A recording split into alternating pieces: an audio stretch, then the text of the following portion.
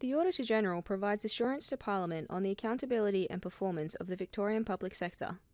The Auditor-General conducts financial audits and performance audits and reports on the results of these audits to Parliament. On 10 June 2015, the Auditor-General tabled his performance audit report, Operational Effectiveness of the myki ticketing system. An effective ticketing system is crucial for Victoria's public transport system. In 2005, the state committed almost $1 billion to develop the myki smart card ticketing system by 2007 to replace the aging Metcard system and operate myki for 10 years. We found that myki experienced significant delays and cost increases due largely to deficiencies in the original governance and contractual arrangements. This has resulted in a poor outcome for Victoria's public transport system and users, which has compromised achievement of myki's original business case objectives and related benefits. Public Transport Victoria's, or PTV's, establishment in April 2012 has improved myki's governance and contractual arrangements. However, significant risks to the state remain. PTV needs to urgently address these issues to avoid perpetuating past mistakes and to optimise value from the state's significant ongoing expenditure. We assess the operational effectiveness of the myki ticketing system by examining myki's governance and contractual arrangements, and if myki's expected outcomes and benefits have been, or are on track to being, achieved. We also examined the planning for the retender of myki's ongoing operation. The audit focused on PTV. It also included the Department of Economic Development, Jobs, Transport and Resources, or DED-JTR, and the Department of Treasury and Finance, or DTF. Just over half of myki's almost $1 billion initial budget, around $520 million, was for establishing the system by 2007 and operating it for 10 years. The remainder was for operating Metcard during the transition and to cover the former Transport Ticketing Authorities, or TTAs, related costs. PTV has since assumed responsibility for all of TTA's related functions.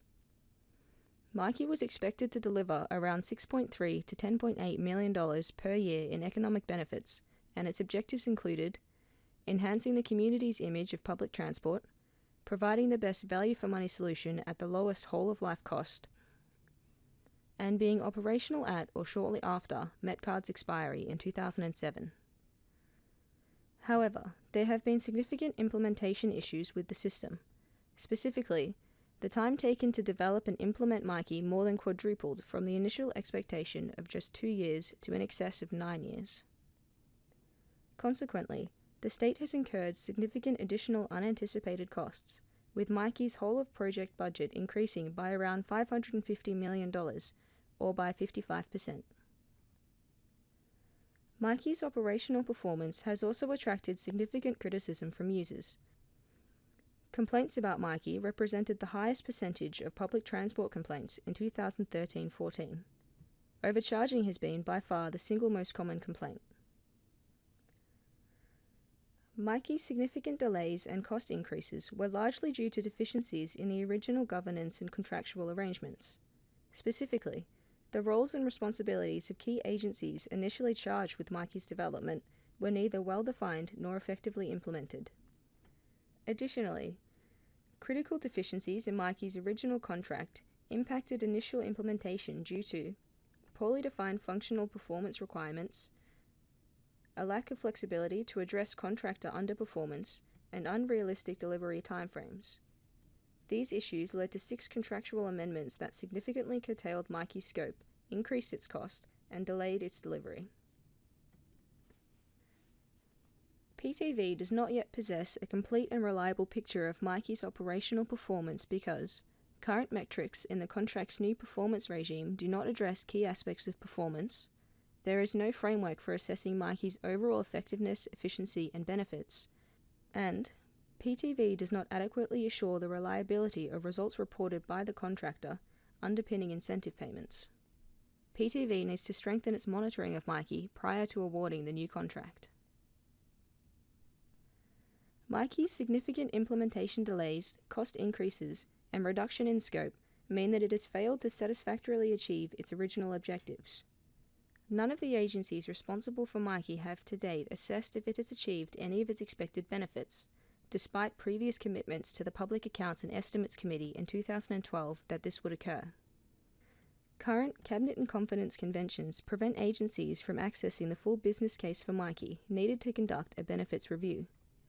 PTV needs to assess the residual benefits achievable from myki going forward, and central agencies need to advise the government of the constraints posed by Cabinet conventions. The myki retender is occurring under significant time pressure. This means the retender may be resolved after the current contract expires. If this occurs, it risks exposing the state to significant additional costs, as the current contract provides no option for further extensions. PTV is taking steps to mitigate this risk, but its effective management of the retender will be critical to achieving this. However, PTV has yet to clearly define the expected outcomes and benefits from the new myki contract. PTV needs to urgently address this issue, as it reduces the transparency of the new contract's impact, accountability for PTV's related performance, and because it may, yet again, compromise achievement of outcomes from this critical system. We have made 5 recommendations focused on strengthening PTV's monitoring of myki prior to awarding the new contract. We have also recommended that central agencies advise government on the impacts of current Cabinet conventions. PTV and DTF have accepted the recommendations, and the Auditor-General will monitor their progress. In summary, shortcomings in the initial governance and contractual arrangements compromised myki's intended benefits. PTV needs to strengthen its monitoring of myki prior to awarding the new contract, assess the residual benefits achievable from myki, and central agencies need to advise the government of the constraints posed by Cabinet conventions, and PTV needs to clarify the benefits and intended outcomes sought by the retender. Although PTV has improved oversight and management of the myki contractor, significant risks to the state remain. PTV needs to urgently address these issues to maximize value from myki and avoid perpetuating past mistakes. Relevant audits are listed on this slide. All our reports are available on our website. If you have any questions about this or other reports, or anything else you would like to discuss with us, including ideas for future audit topics, please call us on 03 8601 7000 or contact us via our website.